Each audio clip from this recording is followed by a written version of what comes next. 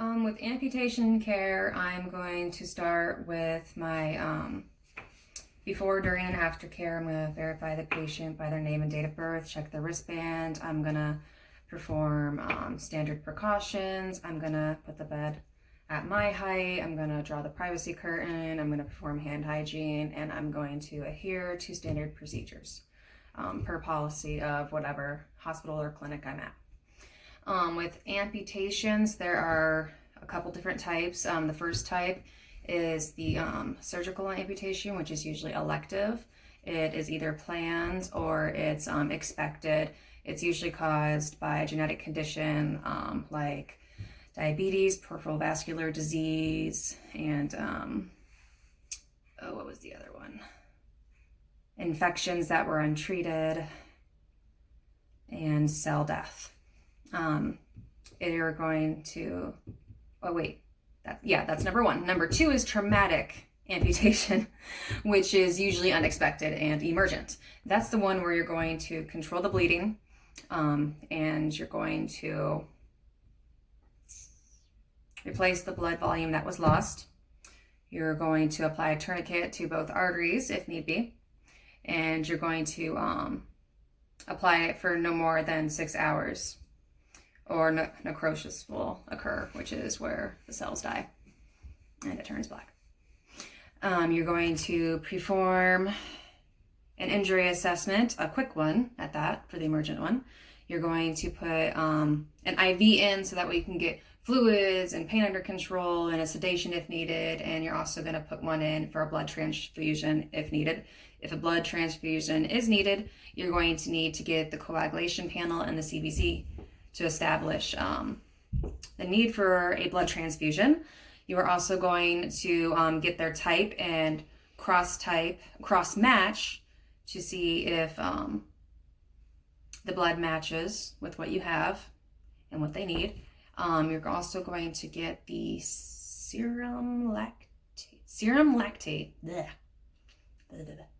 The serum lactate level to help determine the level of the hypoxemia and the success of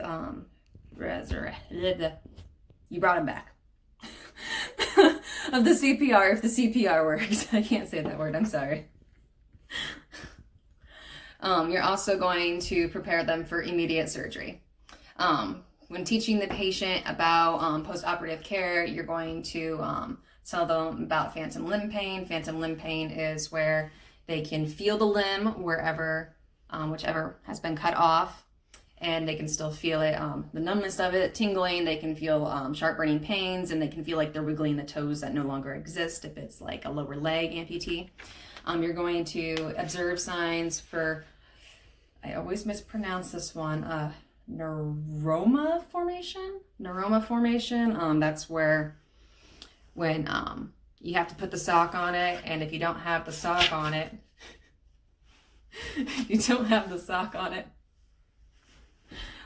sorry, one of my cats just said something funny, I'm sorry. It's going to like interfere with how the prosthetic is going to fit. It's going to oddly shape it. You're going to assess for pain control, antibiotics, and compression. You're going to look at the compression and make sure it's properly fit, whatever dressing you have on, because that's going to help decrease the edema and the correct fitting of the prosthetic on the residue limb. With the compression, you're also going to do the figure 8 technique. You're going to start on day 1 to 3 post-op. You're going to wrap from the distal to the proximal. You're going to start with as minimal tension as possible, and then you're going to increase gradually. You don't want to wrap it way too tightly because that's going to cut off circulation. You want to rewrap it at least 2 or 3 times per day, depending on doctor's orders and what physical therapy is going to say as well. You're going to want to keep it wrapped unless you're having to go in the shower or in the bathtub. Whenever you need to get it wet, don't get in a pool though. And if pain occurs, you probably have wrapped it too tight, so you're going to need to loosen it and again start over with the minimal tension and then slowly increase it. You're also going to want to watch for your nutrition and your hydration. Proteins and carbs are your friends, They help with the healing of bone, muscle, and skin. You're going to want to increase your dietary fiber and help maintain hydration to prevent narcotic-induced constipation.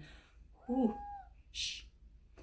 You're going to then look at wound care. You are going to do aseptic technique to decrease the risk of infection. I am talking too fast. Let me slow down.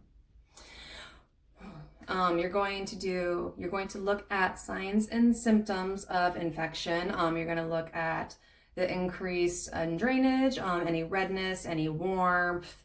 You're going to look at their increased temperature. You're going to educate the patient to seek medical attention if any of these are seen or shown, or if someone from the family sees them, they're going to need to contact their doctor right away.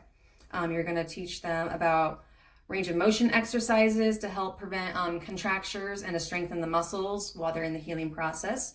You're going to discuss with them community support resources, such as a case manager, a social worker, different types of support groups, and like Meals on Wheels and stuff, things that can help them go to like their home or that they can go to. And you're also going to collaborate with the physical therapist and occupational therapist, and they're going to then collaborate with the prosthesis,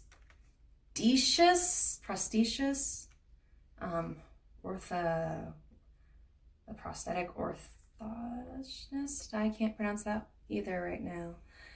That's going to also help them with their new lifestyle, and it's going to help to ensure their prosthetic actually fits. And that's it.